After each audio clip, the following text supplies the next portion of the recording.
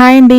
బయట pizza hot లేదా డామినోస్లో మనకి గార్లిక్ బ్రెడ్ దొరుకుతుంది కదా, అది చాలా కాస్ట్లీ ఉంటుంది. కానీ ఇంట్లో ఈజీగా తక్కువ ధరలో చేసుకోవచ్చు. అన్సాల్టెడ్ అయినా సాల్టెడ్ బటర్ అయినా 100 గ్రాములు తీసుకుని సన్నటి ముక్కలు చేసుకుని పక్కన పెట్టేసుకోండి. అలాగే వెల్లుల్లిపాయలు 10 పొట్టు తీసుకోండి. ఒక మిక్సర్ జార్లో వెల్లుల్లిపాయలు, butter, mozzarella cheese.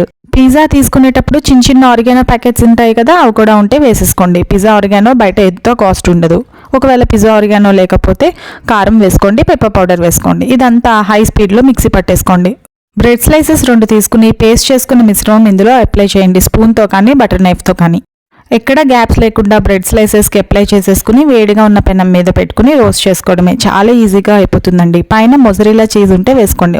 Mozzarella cheese లేకపోతే మామూలు చీజ్ అయినా వేసుకుని పైన మూత పెట్టుకుని రోస్ట్ చేసుకోవడమే. చాలా సింపుల్గా ఈజీగా అయిపోతుందండి. టేస్ట్ మాత్రం మీకు 100% గార్లిక్ బ్రెడ్ టేస్టే వస్తుంది. శాండ్విచ్లో చేసుకోవాలంటే 2 బ్రెడ్ స్లైసెస్కి చక్కగా ఈ పేస్ట్ అంతా అప్లై చేసేసుకుని పైన ఉన్న ప్లేస్లో కూడా అప్లై చేసేసుకుని పెనం మీద పెట్టుకుని రోస్ట్ చేసుకోవడమే. ఇది కట్ చేసుకుని శాండ్విచ్లో కూడా తినచ్చు.